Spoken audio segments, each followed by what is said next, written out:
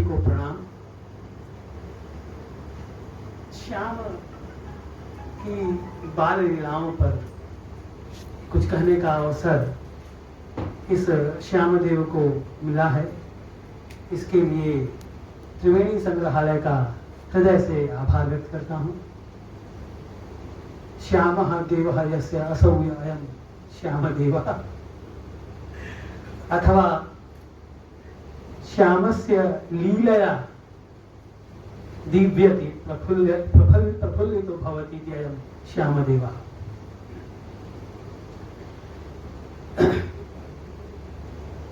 बड़ा सुंदर एक पद्य प्रभु के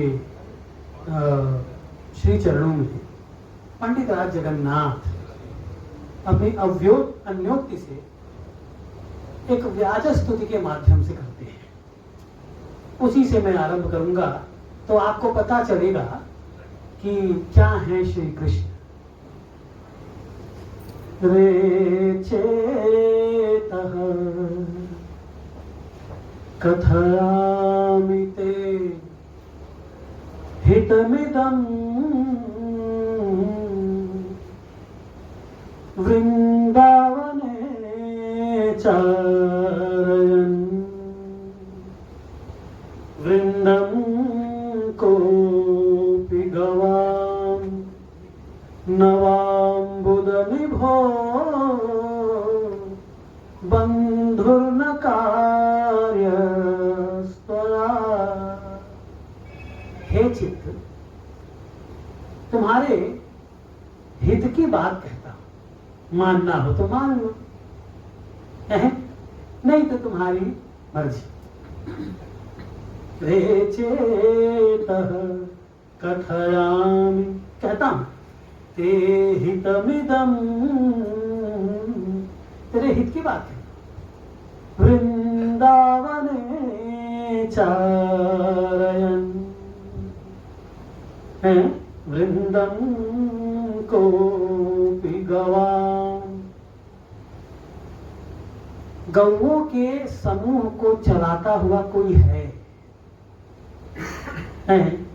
कैसा है वो? वृंदं कोऽपि गवां नवाम्बुदनिभो,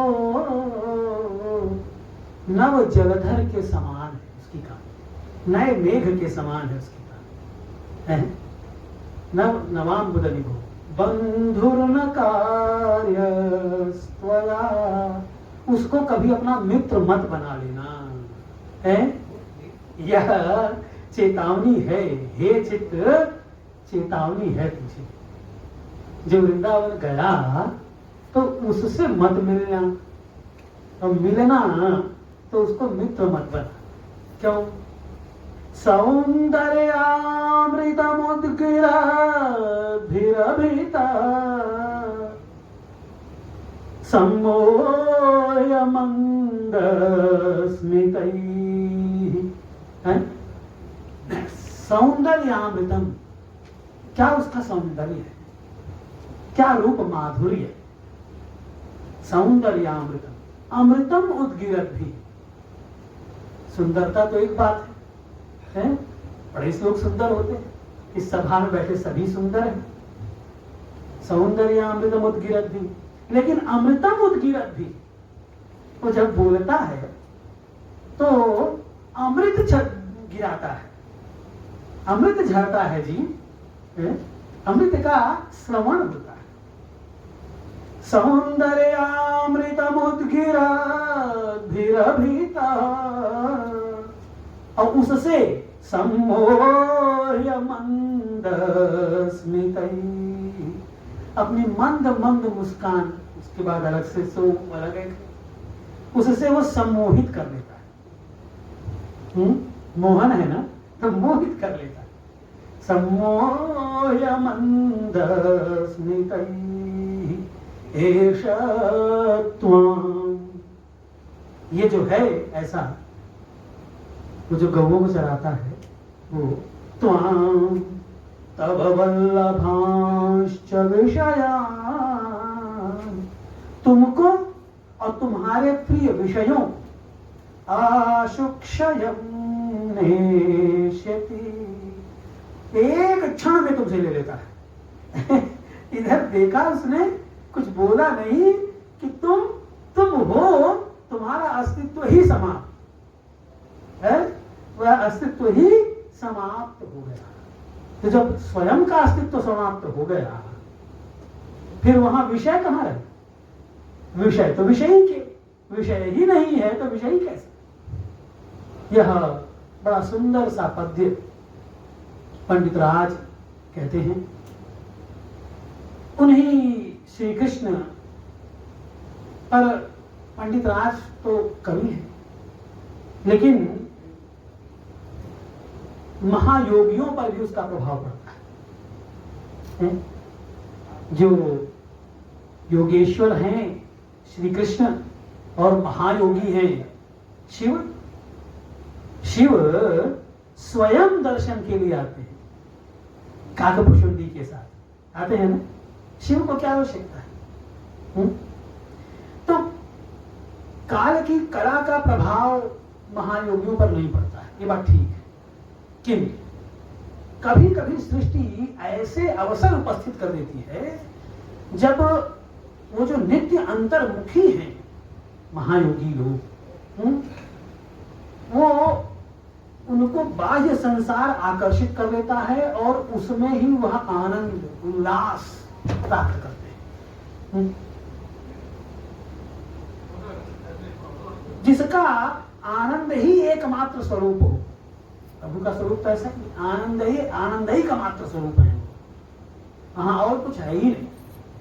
यहां तक कि जो जितनी भी उनकी शक्तियां हैं, उन शक्तियों में जो नित्य आह्लादनी शक्ति जो राधा जी हैं, राधनोति सकलान कामान इति राधा है, जो सकल कामनाओं की पूर्ति कर देवे वह राधा है। तो वह नित्य प्राणेश्वरी है, हृदय हृदय हृदय पर विराजमान है। वह आनंद आह्लादिनी जो शक्ति है, उस शक्ति को भी शक्ति देने वाले वह स्वयं है, प्रभु है। इसीलिए वो आनंदिक घन है, आनंद ही आनंद है, वहां और कुछ है ही नहीं। प्रभु का चिंतन कीजिए श्री कृष्ण का, तो खाली मन प्रसन्न होता है और कुछ होता ही नहीं। तो आनंदिक मात्र उनका स्वरूप, जिसमें माया का आवरण, और माया ही का तो है, जो वो जो उनका स्वरूप है वो और क्या है, वो माया ही तो है। श्री कृष्ण उनका जो स्वरूप है, और उस पर जो विक्षेप शक्ति, यह जो है, यो महायोगियों, हमारे आपके लिए ये संसार है, लेकिन वस्तुतः तो ये स्वप्न है। जैसे स्वप्न में सब हम सारा भोगते हैं, हर प्रकार का दुख सुख हर्ष शोक विषाद सब होता है, और फिर स्वप्न से उठ गए तो स्वप्न था, कुछ नहीं। तो ये संसार भी तो स्वप्न ही है? यह जान लेवे तो वो योगी, और उससे भी बड़ा महायोगी जो स्वयं में ही अवस्थित है। तो लेकिन यह जो सृष्टि रूपी स्वप्न को उपस्थित करती है, तो वह स्वप्न यद्यपि अज्ञानी जीवों के लिए, जो जागृत है, या निशा सर्वभूतानां तस्यां जागृति संयमी यस्यां जागृति भूतानि सा निशा पश्यतो मुनेः, जो जिसमें हम समझते हैं कि हम जग रहे हैं और व्यवहार कर रहे हैं, ये वस्तुतः क्या है? स्वप्न है। इसी को देखता है वह मुनि। सा निशा पश्यतो मुने, देखने वाले दृष्टा के लिए वह, यह जो प्रपंच है, अखिल प्रपंच प्रपंचांचित जो यह जगत है, यह संपूर्ण जगत क्या है? स्वप्न है। इसमें वह जग रहा है। तो जो जागृत है उसके लिए कैसा स्वप्न, कैसी माया, किंतु शरीर है तो प्रतीति भी है। योगी है, शरीर है, उसका तो प्रतीति भी है, और प्रतीति बाधक नहीं होती आनंद में कभी भी। वह तो अपना विनोद है। कभी कभी अद्भुत बात होती है इस प्रतीति में, इस स्वप्न में। वह जो इसका अनाम, अरूप, अचिंत्य, सच्चिदानंद आधार जब वो स्वयं इस सृष्टि में प्रवेश कर जाता है श्री कृष्ण के रूप में, वह जो आनंद घनैक श्री विग्रह धारण करके जब सम्मुख होता है, तब जो प्रतीति होती है वह प्रतीति सिर्फ आनंददायक है, आनंद देने वाली है।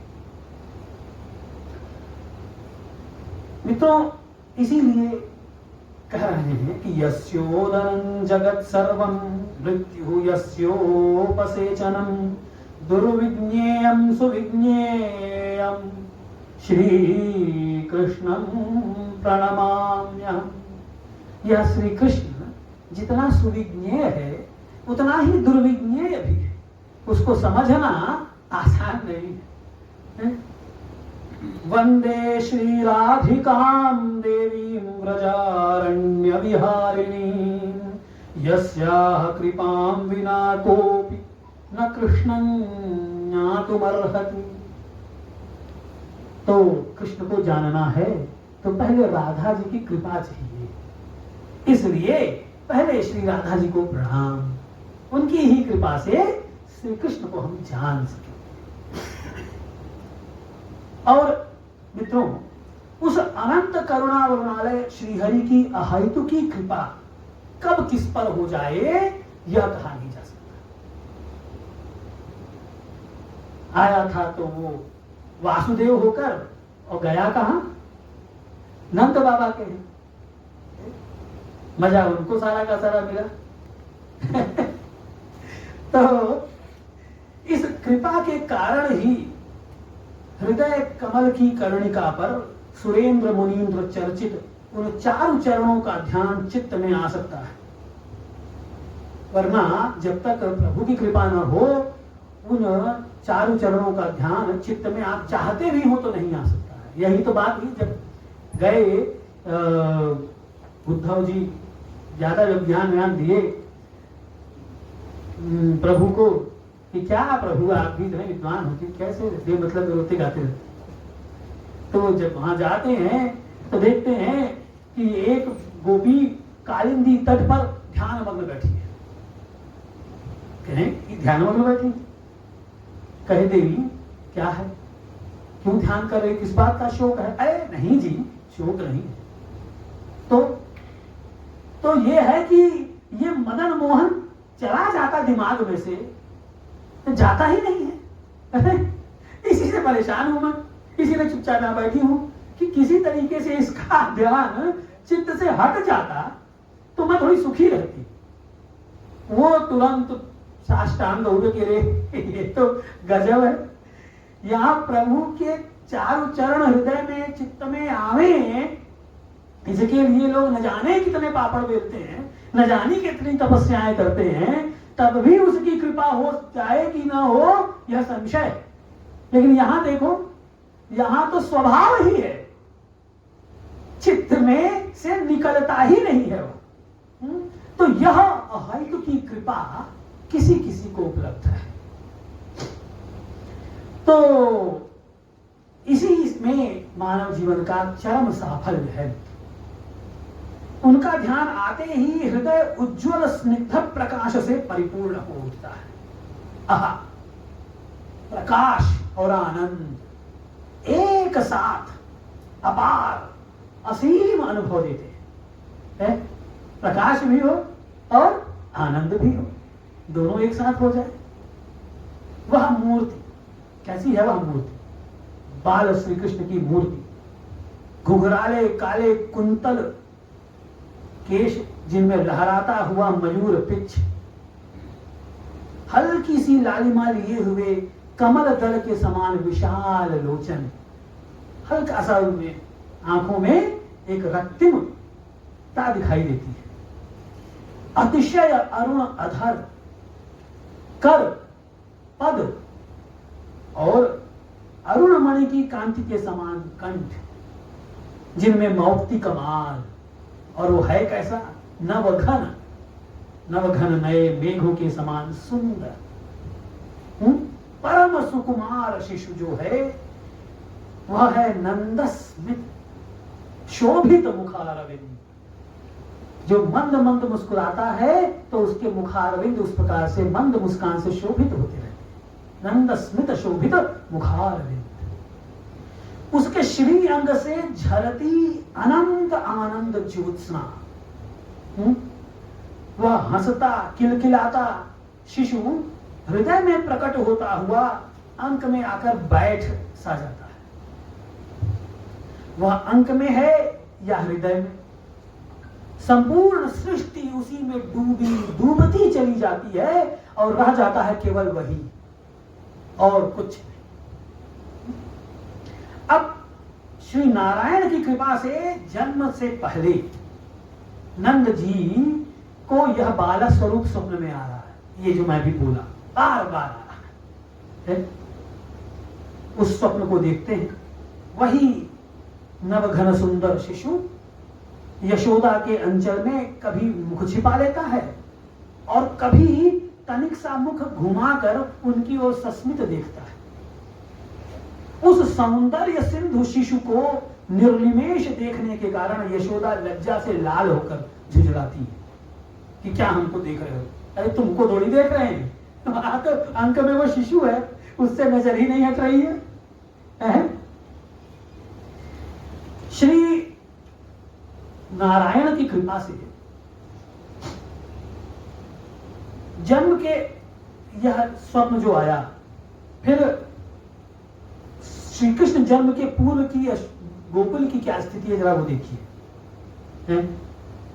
श्री कृष्ण जन्म के पूर्व यह अपूर्व आनंद न केवल नंद व यशोदा को है बल्कि संपूर्ण गोकुल वासियों, यहां तक कि वहां के पशु पक्षी पेड़ पौधे नदी आदि में भी अपूर्व उल्लास व प्रेम का संचार है।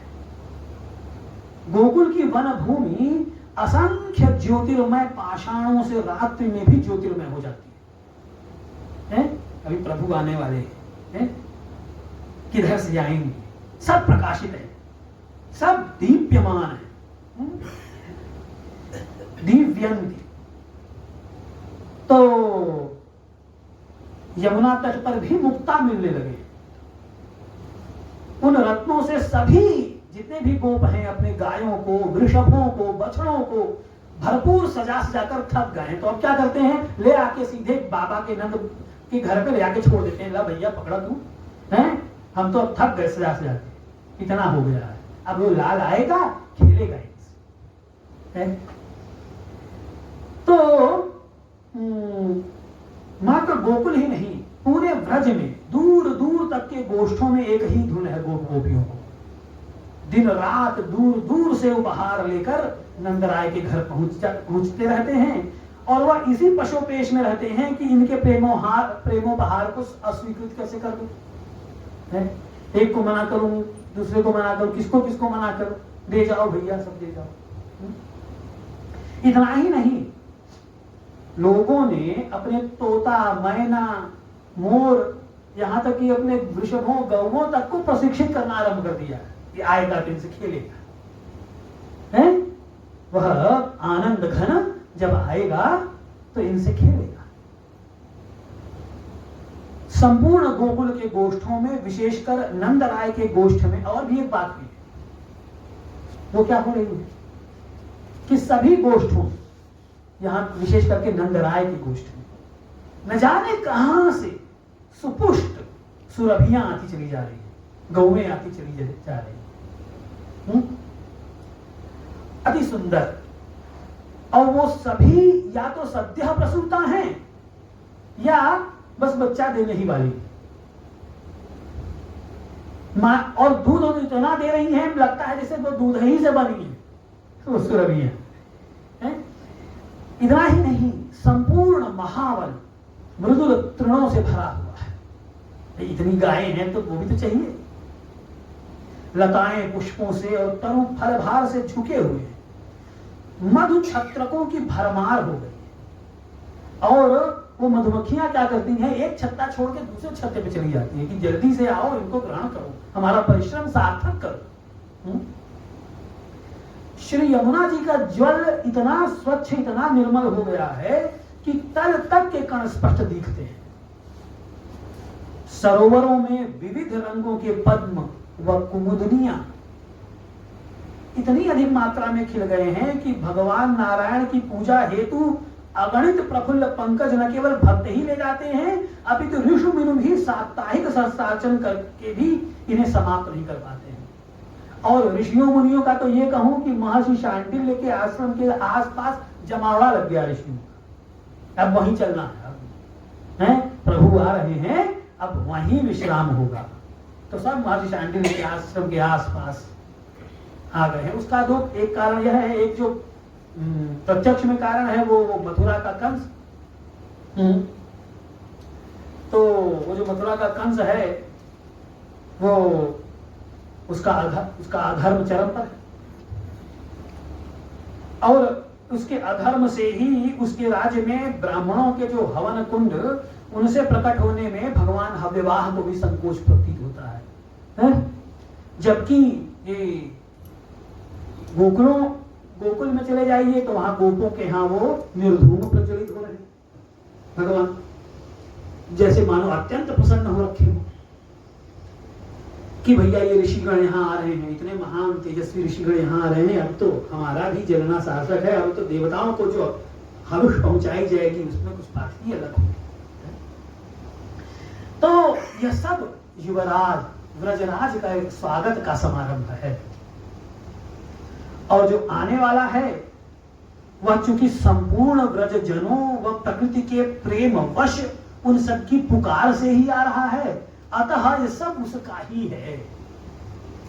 जो कुछ भी दिख रहा है प्रकृति का सौंदर्य, प्रकृति का माधुर्य। फिर योग माया सृजित मोहरात्रि में श्री कृष्ण का गोकुल में पदार्पण कैसे होता है ये देखिए।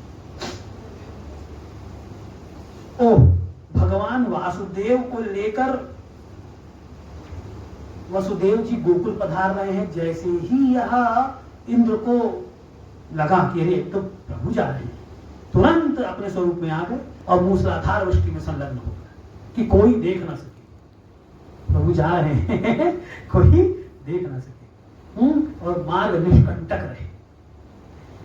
वो ऐसा नहीं भी करते तो योग माया तो थी, पहले ही वहां विराजमान थी है?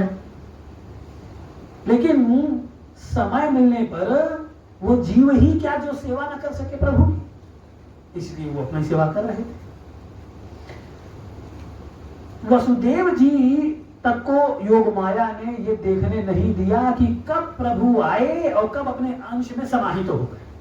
क्यों? क्योंकि वो जैसे ही इधर आके रखते हैं, क्या देखते हैं? योग माया को देखते हैं सामने। अब वो निर्निमेष उसी को देख रहे हैं, वो खिलखिला रही है, किलकारी मार रही है, तो उसी को देखने में लग गए। यहाँ प्रभु अपना काम कर गए।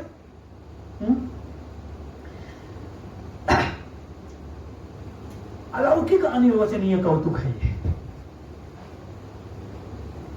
जिसके आगमन की इतनी प्रतीक्षा थी, वह कब आया यही किसी को पता नहीं चला। और जो धाय जो लगी हुई थी वो कहती है कि गजब हो गया भाई, है? कि जन्म देने वाली मां को भी नहीं पता कि वो कब आया, लड़का था कि लड़की थी, है? एक आया कि दो आए। ये योग माया का चमत्कार देखिए, है ना? काल रात्र महारात्र मोहरात्रश्च दारुणा तुम श्री स्तम ईश्वरी स्तम बुद्धिर्बोध रक्षणा। वही तो मोहरात्रि है। उसी मोहरात्रि में वह उस योग माया का सारा लीला विलास, किसी को पता नहीं चल रहा है कि प्रभु आ गए। मोहन आवे और मोह न हो, ऐसा कैसे संभव है? तो सब मोहित है, प्रसूता तक को ध्यान नहीं है कि कब सामने आ, कब वो कब प्रसूत हो गई, उसको ये पता ही नहीं चला।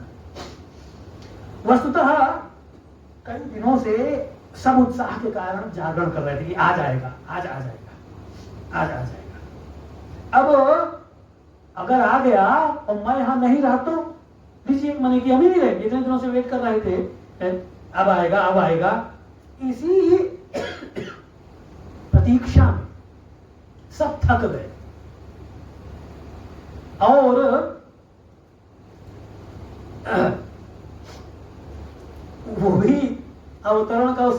चुनते हैं प्रभु? मूसलाधार वृष्टि,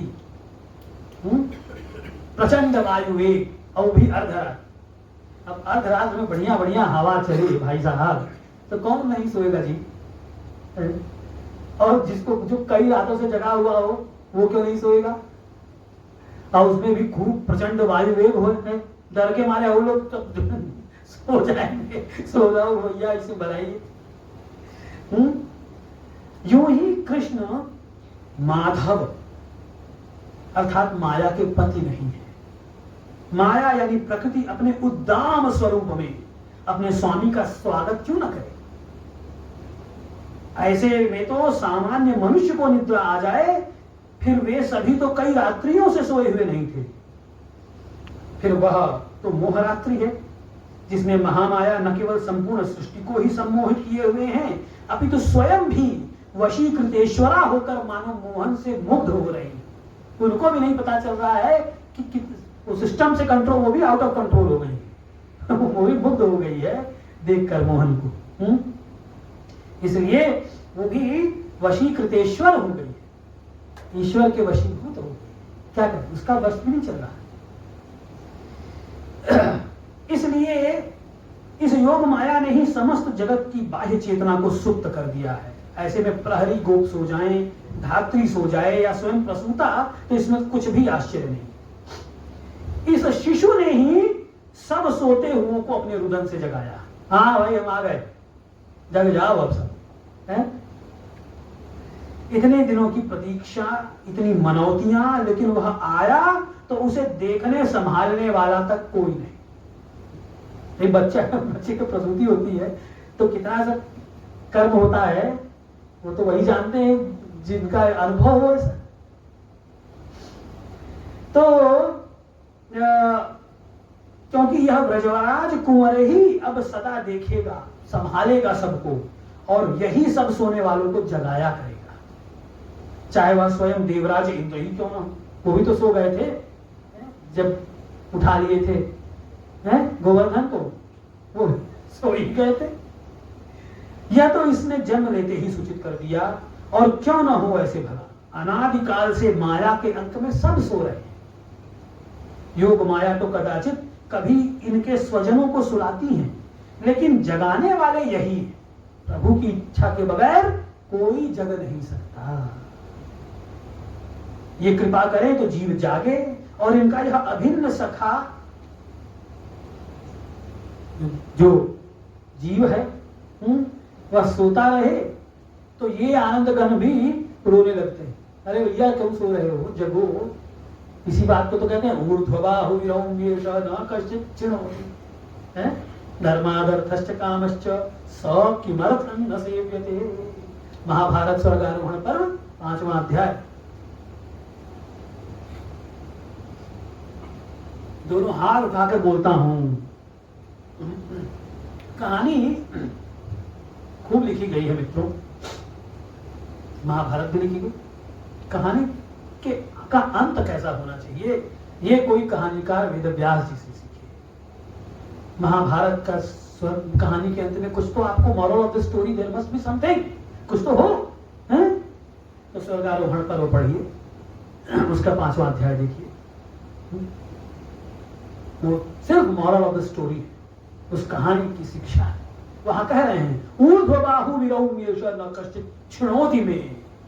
दोनों हाथ ऊपर उठा के मैं चिल्ला रहा हूं कि अरे सुन तो लो, कुछ कोई हमारे भी सुनो, लड़ते ही मरते रहोगे सब आपस में। न कश्चित् क्षिणोति में धर्मात् अर्थश्च कामश्च स किमर्थं न सेव्यते। धर्म से ही अर्थ और काम है। जो अर्थ है, जो काम है, वासनाएं हैं या जो भी काम है, कामनाएं है, वो धर्म से ही है। तही सह किमर्थं न सेव्यते, सा धर्मः किमर्थं न सेव्यते। तुम लोग धर्म का आचरण क्यों नहीं करते हो भाई? लेकिन करें कैसे? सब तो इस माइक प्रपंच में माया से व्याप्त है, सब में माया व्याप्त है? तो जगाएगा कौन? यही नंद नंदन ही जगाएगा। तो यह आनंद घन नहीं जागते तो रोने लगते हैं। अरे उठो, मैं आ गया भाई, चलो जगो। लगभग ब्रह्म मुहूर्त में सूतिका गृह से मंगलवार आरंभ होता है। सब बुआ जो है सुनिंदा वो भतीजे का आगमन का समाचार सुनती है और वो आकर उल्टे अपने कंठकार रत्नहार ही भाई के गले में डाल देती है। यहाँ तो बुआ नेक लेती है, अरे हो गया आप दो, ऐसे कैसे हैं, ऐसे कटे नहीं छोड़ेंगे तुम्हारी। लेकिन उल्टे वह सुनंदा ही अपने कंठ का हार निकालकर नंद बाबा को पहना रही। और पूरे गोकुल में कुछ क्षणों में ही गति हो गई। सभी लोग जो भी बहुमूल्य वस्तु हाथ लगी, जो सम्मुख पड़ा उसी के ऊपर उछालने लगे। कौन दे रहा है, किसे दे रहा है, क्या दे रहा है, इसकी सुध किसी को भी नहीं रही। मानो माया पर माधव की सत्ता प्रतिष्ठित हो। इदम न मम, इदम न मम, इदम न मम, है आरंभ हो गया। भावना, प्रबल भावना अभिव्यक्त हो रही है। यही प्रेम की उदात्त भावना है, जहां मन तितीक्षोद्रेक से ही, तितीक्षा का एक उद्रेक होता है, त्याग करने, निस्सीम आनंद सुधा में गोते लगाने लगता है।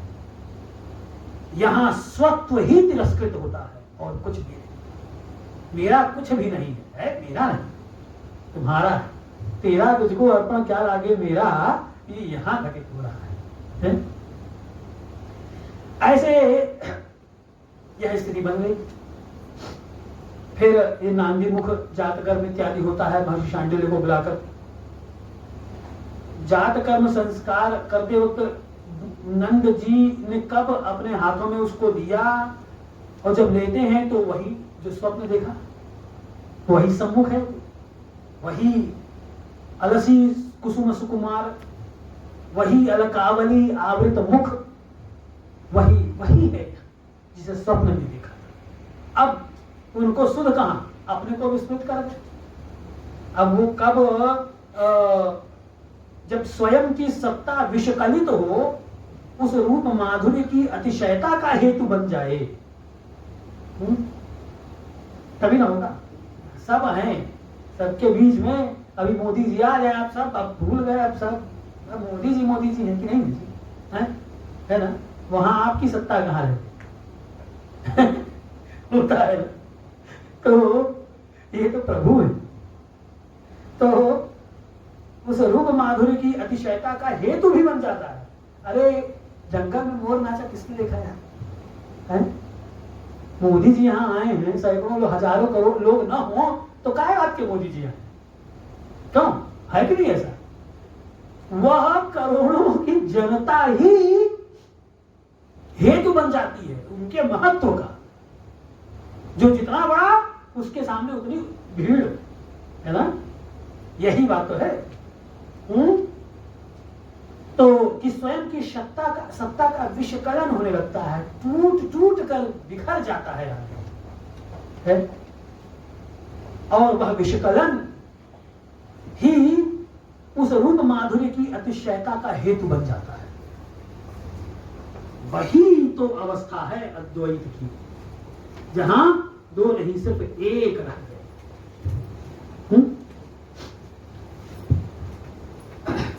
विचित्र परिस्थिति है भाई, जब सब सो रहे हैं, किसी को कुछ पता ही नहीं है, तो लग्न का ज्ञान कैसे होगा? लग्न भी तो जानना जरूरी है।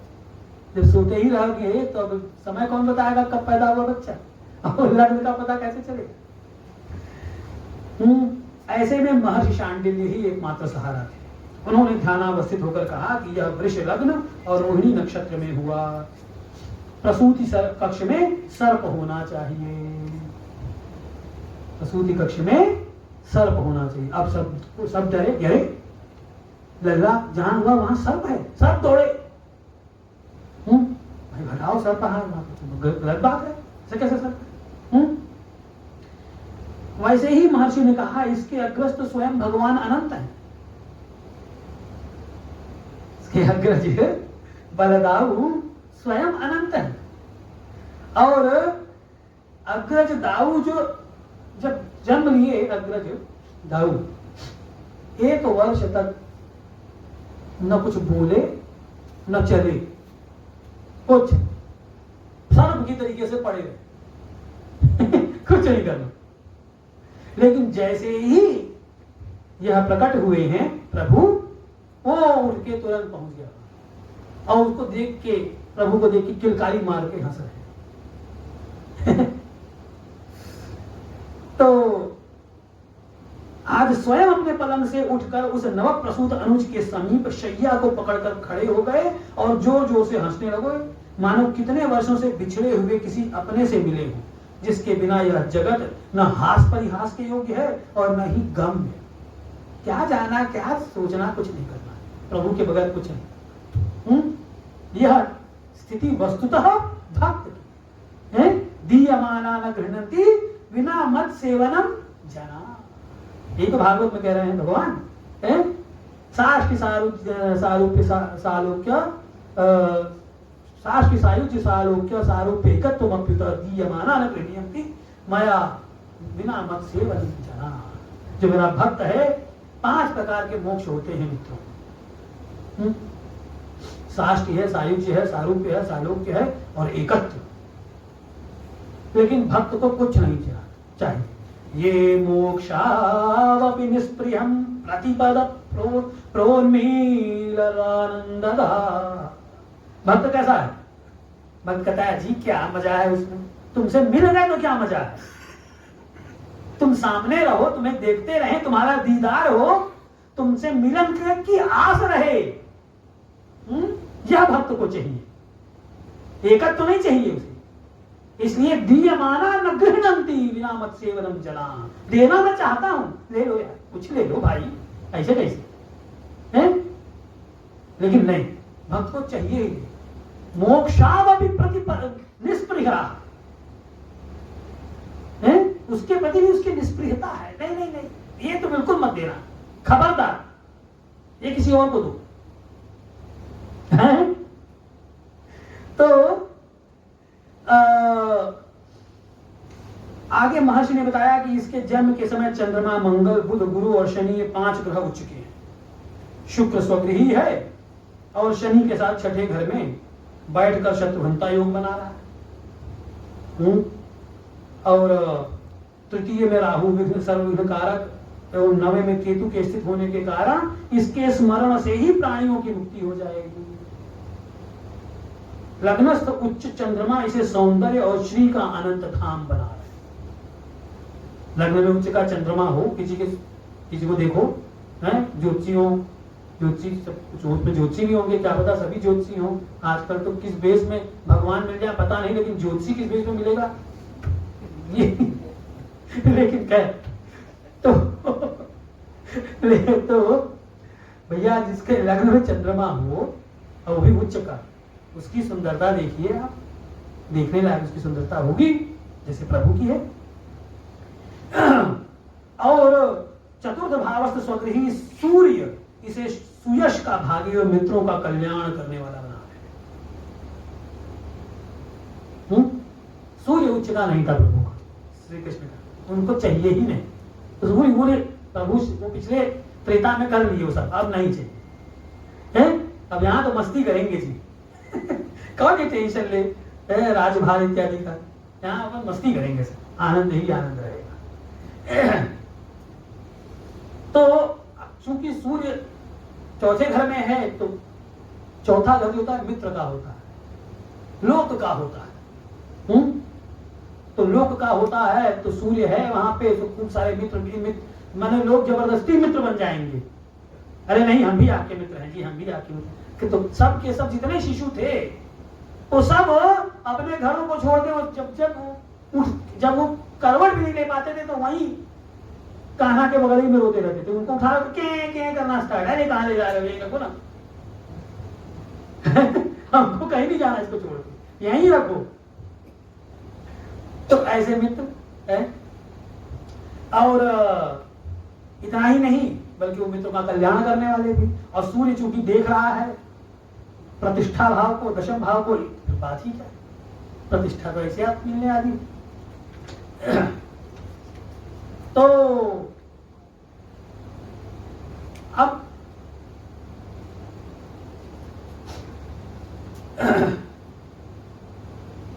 देखिए कुछ पूतना की बातें हो जाएं, है? कितना समय है बता दीजिए आप लोग, तो फिर हम उसी हिसाब से, क्योंकि हम तो कहते रहेंगे, न जाने कब तक कहते रहेंगे, हमारी आदत। इसलिए आप लोग बता दीजिएगा, प्रभु संकेत कर दीजिएगा, आप लोग हम बंद। कुछ पूतना की बात कर। पूतना कौन है? पूतना जिसके पुत्र ना हो या जो पूत को देखते कहते ना ना खबर हटा लो इसको यहां से, या जो अगर हो तो फिर पूत ना हो, वह है पूतना। अभी पूतना क्या है उसको भी देखा जाए। स्वर्ग पर जब आधिपत्य कर लिया बलि ने, तो उसने अंतिम अश्वमेध याग किया और उस याग में भगवान वामन पधारे। वहां उनके आकार एवं तदनुरूप कोमल नन्हे मुख एवं नन्हे कर चरण देखकर दैत्यराज की पुत्री रत्नमाला का वात्सल्य उमड़ पड़ा। उनकी पुत्री थी रत्नमाला बलि की। उसको लगा ये बड़ा सुंदर बालक है। स्त्रियां स्वभाव से अनुरागिणी होती हैं, अनुराग उनका धर्म है, उनका धन है। वो ये धन पुरुषों में नहीं है। अनुराग उनमें बेमतलब का उत्पन्न नहीं होता है जब तक स्वार्थ न हो। लेकिन स्त्री के लिए ऐसा नहीं, अनुरागिणी होती है। उसको लगा कि इसको बैठा लेती मैं अपने गोद में और इसको दूध पिलाती है, इतना सुंदर है ये बालक। तो लेकिन वो बेचारी संकोचवश बोले तो कैसे बोले। अब वो काली रत्नमाला की ये स्थिति नहीं थी कि वह मोहित हो गई थी, उसका वात्सल्य उमड़ पड़ा था, बल्कि वहां उपस्थित सबकी यह गति हुई। क्या ऋत्विक गण हो और क्या असुर राज गुरु शुक्र हो, सब मोहित किंग कर्तव्य विमूढ़ से खड़े हो गए स्वागत में। आई आई आई आई और सेवा सत्कार होने लगा। दैत्यराज बलि ने उन प्रभा प्रदीप्त वामन का स्वागत किया। इतने सम्मानित बालक के संबंध में रत्नमाला कुछ कहती भी कैसे। हृदय उसका मचल रहा था कि यह सौंदर्य सिंधु बालक कहीं मेरी गोद में आ पाता तो इसे अंक में लेकर स्तनपान कराती। जननी भले नहीं बनी, किंतु मैं इसकी धात्री भी बन पाती तो धन्य हो जाती। और इसी विचार के समानांतर ही वह ध्यान में वामन को दुग्ध पान कराने लगी। इस प्रकार विचार मग्न धातृत्व सुख का अलौकिक आनंद लेने वाली रत्नमाला का ध्यान और सुख और हृदय एक साथ अकस्मात टूटा जब उसने बलि से भूमिदान का संकल्प लेकर भगवान वामन को अपने समक्ष विराट रूप में पाया। आंख खोलती रहती है, ये क्या, ये तो मेरे पिता के ही सर पे पैर रखे, ये लंबा होता चला जा रहा है।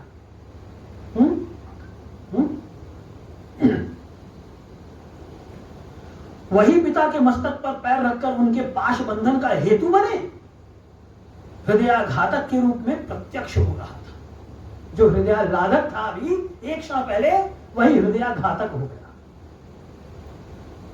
पिता को बंधन में देखकर वह झल्ला उठी, मैं इसे दूध पिलाऊंगी, मुझे यह मिल जाए तो मैं इसे विष दे दूंगी। वांछा कल्पद्रुम श्री हरि ने रत्नमाला की इस कामना को भी तथास्तु ऐसा ही दे दिया, तुरंत वर दे दिया। मन में आया उसके और संकल्प पूर्ण हो गया। अब चूंकि दैत्येंद्र सुता का बालक को विष देने का संकल्प आसुर संकल्प था, तो अभी कोई सामान्य तो कोई महिला नहीं करेगी ना कि किसी बच्चे को ले और जहरे पिला दे। कौन ऐसा करता है? जिसकी आसुरी प्रवृत्ति होगी वही कर सके। तो फलतः जो बलि तनया है वह स्वकामना के अनुरूप राक्षसी होकर ही उत्पन्न, सर्वस्वरूप श्री हरि को शिशु मानकर भी जो उनकी हत्या का संकल्प करे, वह तदनुरूप दुर्दांत स्वभाव लेकर उत्पन्न न होवे तो फिर कैसे कामना की पूर्ति करेगा। अब बालक तो बालक, अब उसमें भी श्याम सुंदर। अब श्याम सुंदर को लेकर गोद में उठाकर उसकी हत्या करनी है, सभी कर लेंगे क्या? खेल है नहीं। उसके लिए चरित्र भी वैसा चाहिए, हृदय की कठोरता भी वैसी चाहिए, तभी तो हो सकेगा, वरना कैसे संभव है। इसलिए वह स्वभावतः कठोर थी, क्योंकि जिस उद्देश्य से आई थी उसकी कामना की पूर्ति होनी थी। कामना थी प्रभु को दूध पिलाकर मार डालूंगी। तो जैसा मन वैसा ही तन, वैसी ही रचना, ठीक वैसे प्रकट भी हो।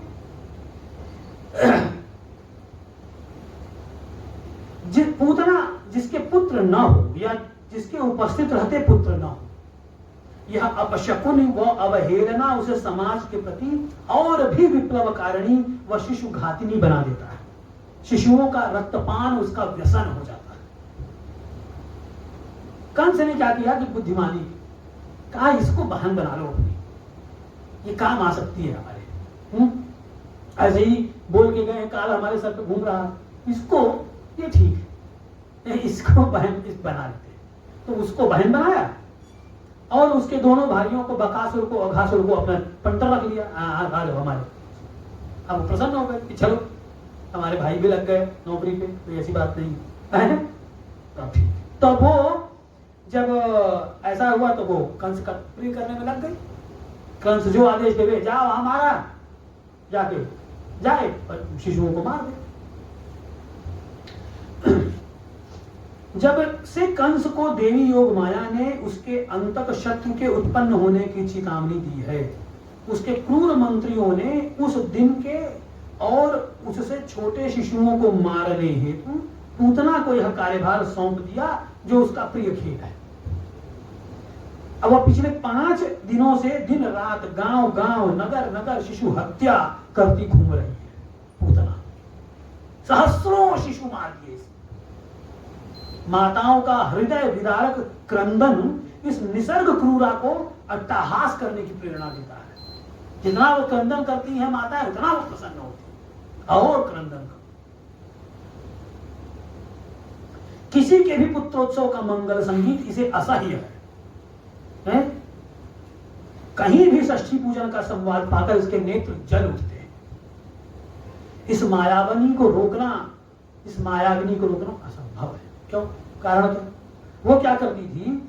राक्षसी रूप में नहीं जाती थी, वो या तो बकी का रूप ले लेती थी या दिन में बगली का और रात में उल्लू का स्वरूप ले लेती थी, उल्लू बन जाती थी। अब कैसे पकड़ेंगे आप? पक्षी है उनके कहीं चला गया, कितना पकड़िएगा? तो अकस्मात प्रकट होती और इसके रक्त पीते ही शिशु सहसा रक्तहीन होकर निष्प्राण हो जाता है। पूतना को पता चला कि मथुरा सम्मुख ही कालिंदी के दूसरे किनारे पर स्थित गोकुल ग्राम में इन्हीं दिनों पुत्रोत्सव के वाद्य बड़े उत्साह से बजे। किंतु पूतना की एक विवशता है। वो क्या विवशता है? योग माया ने अपना खेल दिया। इससे क्या हुआ?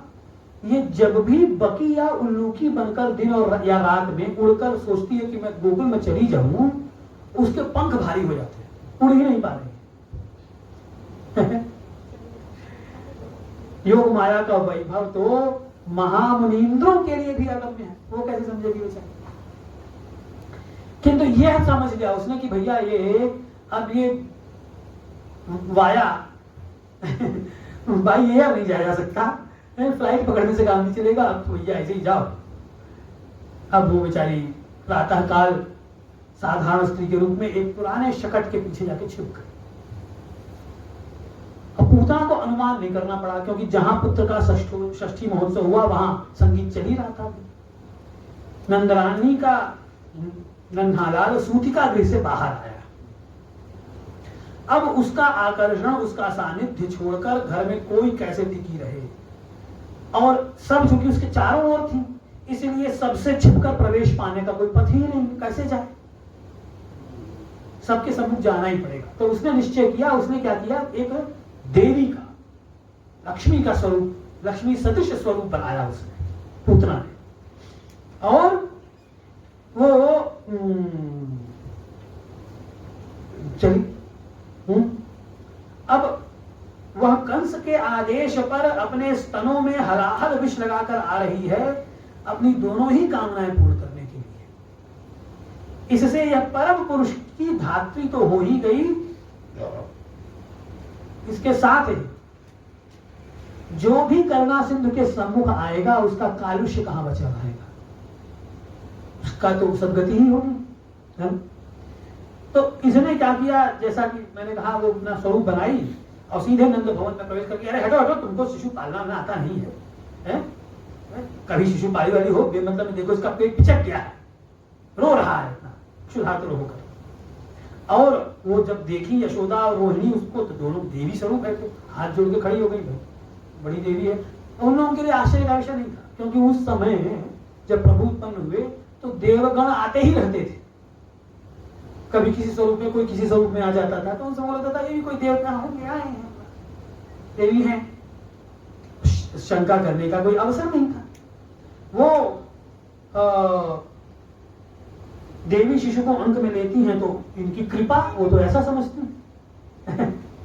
पूतना ने उठाकर अंक में लिया और कृत्रिम स्नेह दिखलाते हुए बालक के मुख में विषलिप्त अपना स्तनाग्र दे दिया। उसकी इस कुटिलता मिश्रित मूर्खता पर दाऊ वहां बलराम देव हंस पड़े। देखो अब ये भी चतुराई दिखा रही है, किससे? जो परम चतुर है उसी से चतुराई दिखा, गुरु से ही गुरुबाजी कर रही है।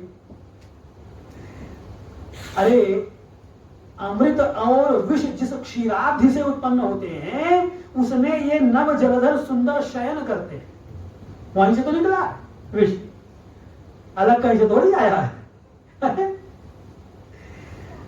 क्षीराधि मंथन से पूर्व भी तो शेषशाही वहीं सोते थे। वह सागरोद्भव हलाहल तो शिव का कंठभूषण हो गया, सृष्टि का समस्त विष। और ये जो शेष है तो छींचे हैं, और छींचे में भी पता नहीं क्या लगा के आई है ये, क्या उससे उन्हें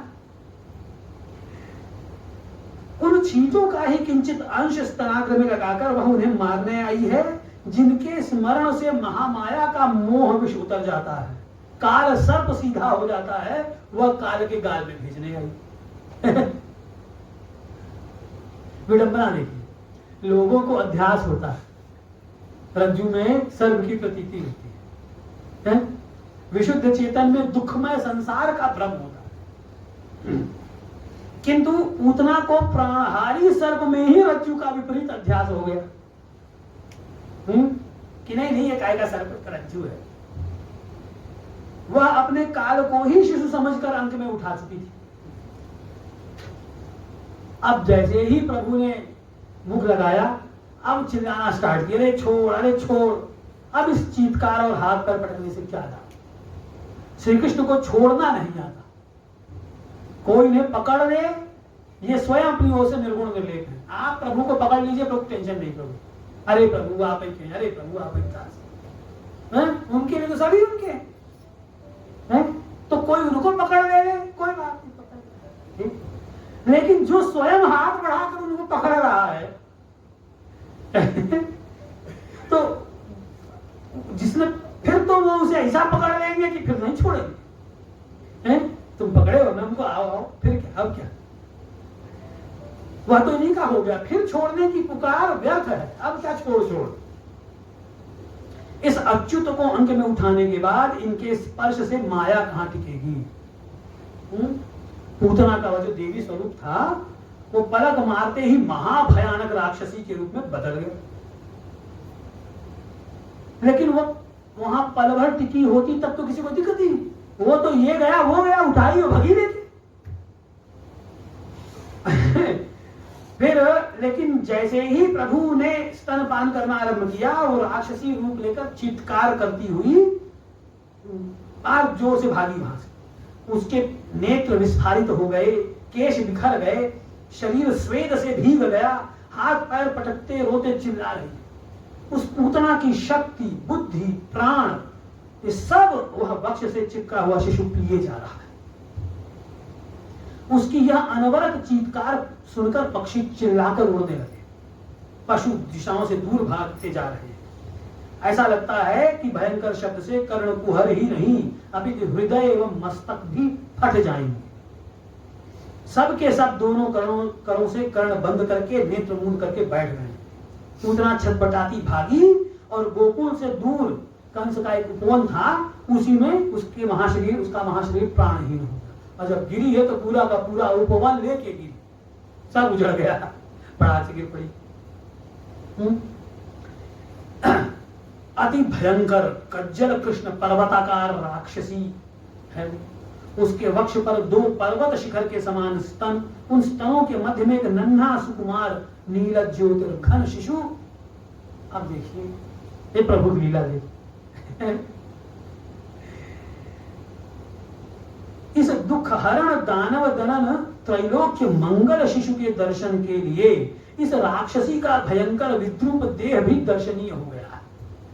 तो कितना सुंदर शिशु है वहां पे देखो। अब उस शिशु को देखना है तो उसके भयंकर स्वरूप को तो देखना ही है। तो उसका जो विद्रूप देह है वह भी दर्शनीय कर दिया प्रभु। उस पर लेटे हुए और पीते पीते सो गए वहीं। जब पूतना के विशालकाय शव को अब उसको चिताग्नि करनी है तो कैसे करेंगे, उसको कौन ले आएगा भैया, यहाँ से वहां तक हुआ है वो फैली हुई।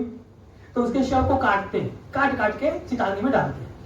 तो डाल रहे हैं तो एक अपूर्व सुरभि वातावरण सुगंधित हो रहा है, एकदम सुंदर सुगंध आ रही है। लोग आश्चर्य कर गए। लेकिन बात यह है कि वह उतना रक्त पिपासिनी ही सही, राक्षसी ही सही, लेकिन जिसके वक्ष पर स्वयं नारायण अपने चारों चरण रखे, लेटे और पयः पान करे, वह अखंड सुरभि सुवासित नहीं होगा तो फिर कौन होगा। श्री हरि युग युग की साधना के पश्चात भी कहीं कठिनाई से किसी के मानस में एक पल को प्रकट होते हैं। और जहां जिस अंतःकरण में इसकी यह मन कल्पित मूर्ति भी पल भर को प्रकट होती है, वह परम पावन हो जाता है। उनकी पदरज महापापियों को भी पुनीत कर देती है। तो पूतना के वक्ष पर तो ये स्वयं खेले, पूतना का दूध पिया है इन्होंने, वह कैसे आई, क्यों आई, ये सारे प्रश्न व्यर्थ हैं। आप प्रभु तक पहुंचने वाला कैसे भी पहुंचे, वह भुवन पावन हो जाता है। पूतना का शरीर केवल सौरभ घन नहीं हुआ, वह सुरभि अब दिशाओं के लिए अमंगल नाशिनी हो गई। पूतना रत्नमाला इनकी धात्री बनना चाहती थी, इसे उन्होंने धात्री बनाकर ही परम धाम भेज दिया। वह तो अब इन परम पुरुष की भी वंदनीय हो गई। अहो बकीयं स्तनकालकूटं जिघांसया पाययदप्यसाध्वी लेभे गतिं धात्युचितां ततोऽन्यं कं वा दयालुं शरणं प्रपद्ये, कं वा दयालुं शरणं प्रपद्ये।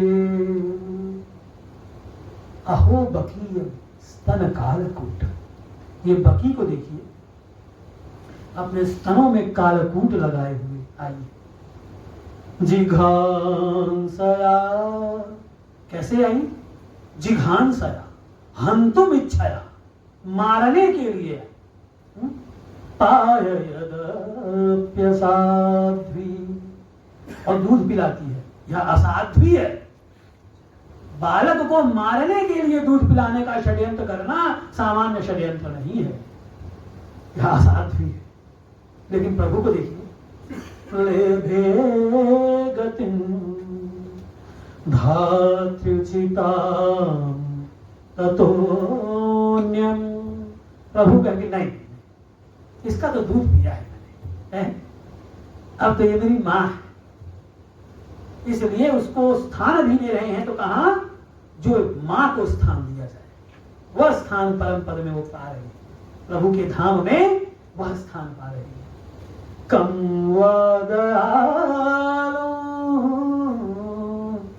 शरणं प्रपद्ये, इससे बड़ा दयालु कौन होगा।